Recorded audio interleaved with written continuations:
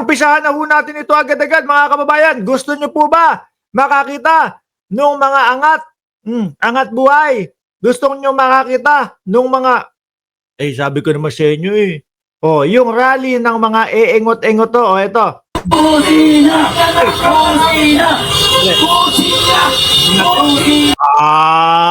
Nagwe-welga na naman ho sila mga kababayan. At ang sigaw nila ay, ano daw po? May gusto yatang patanggalin at may gusto pong pababain. Pakinggan nga natin yung sigaw nila. Kakapigay lang! Busina! Busina! Busina! Bumaba na daw si Busina! Busina! Baba na! Kala ko si Colonel Busita pinapababa Wala na po yun. Tumakbo ng pagkasenador pero hindi pinalad maging senator si Colonel Busita. Busina pala yung sinisigaw. Bakit Busina? Busina! Against kayo sa korupsyon! Busina! Kayo walang politika ito! Walang politika! Busina! Busina!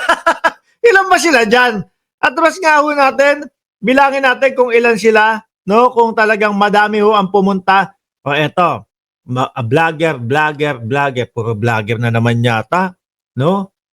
Gusto na naman ng views ng mga vlogger. So, sige. Kakapigay lang! Busina! Busina! Against kayo sa korupsyon! Isa vlogger, ilan?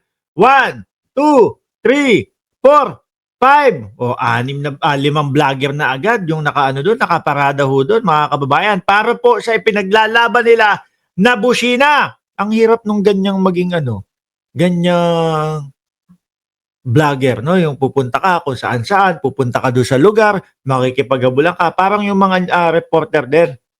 No, yung dadala yung camera nila, dadalhin yung mga cellphone nila, tapos para sa views. Ayan, yung iba dyan, mga kababayan, tingin ko, hindi naman sumusuporta sa kanila. Ang tingin ko ho, mga bossing, baka lang din, baka kailangan lang ng views.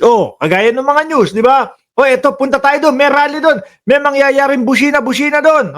Pupunta yung mga yan. Ganun lang din ho sila, mga bossing. Ang mga kasama talaga ay ilan? Ayun, ang dami pa palang vlogger doon, Parang total nila, Siyam, 1, 2, 3, 6 yung nandito, tapos 3 yung nandito. Siyam, eto, 1, 2, yung mga sumisigaw na sinasabi, busina daw. 3, 4, busina. 5, 6.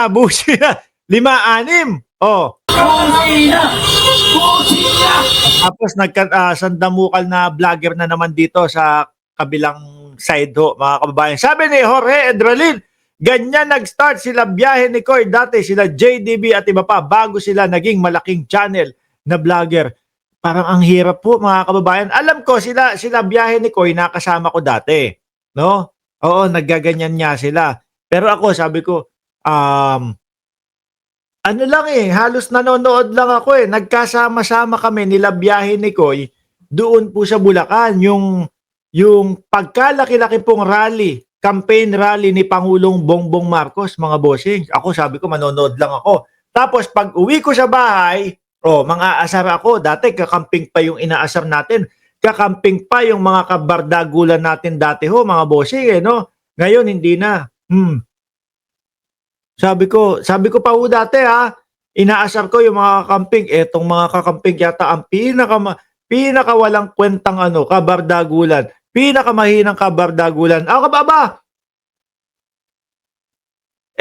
Pang-aasar lang dati. Kahit papaano may ibubuga yung kakamping. Yung sa mga DDS pala, wala pala. Yung mga DDS, paulit-ulit lang pala ang sasabihin sa'yo.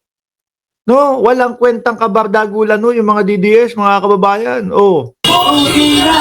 Busina! Busina! Busina! Busina daw. Madami bang bumubusina? Magnanakaw! Ang presaya ang kabalan ng bayan! Di buhay na lumabas! Nagka-brown yung kotse ng buhay ang lumabas, putang ina! Nagmumura pa, no? Okay! Martin magnanakaw! Martin magnanakaw! Si Martin Romualdez ang binabanatan nila. Magnanakaw si Martin! Kaya lang mga boss, paano yan? Wala namang ebidensya.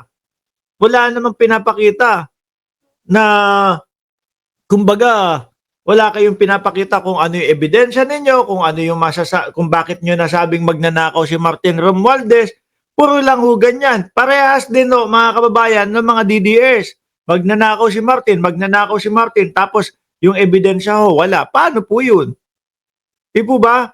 Tayo, sabi nga natin, kapag ka napatunayan o kapag ka may inilabas silang ebidensya tapos nakita natin na si Martin Romualdez talaga magnanakaw, baka isa pa tayo doon sa bumanat doon sa tao. Kaso ho, panay ganyan mga kababayan, puro lang ho ganyan. Baka nakakalimutan din ho natin, alisin natin ha. O ito, alisin natin. No? Na si Martin Romualdez din isa doon sa nagsasabi na, ayan nga, no? Yung 20 pesos na bigas dapat tuloy-tuloy para sa mamamayang Pilipino. Biruin mo, tapos ito yung pinapasibak ninyo. Mamaya ho pag-usapan natin mga kababayan. Ano? Pag-uusapan po natin yung tungkol kung bababa ba, magre-resign ba, kung pinatalsik ba si House Speaker Martin Romualdez, mga bossing. Okay, pauna pa lang ho yan, mga boss chief amo, sir. Ngayon no, tingnan mo, Romualdez says bills would ensure continuity of 20 pesos per kilo ng bigas. Di ba mga kababayan? Tapos papababain. Anyway, trip nyo yan bahala kayo dyan.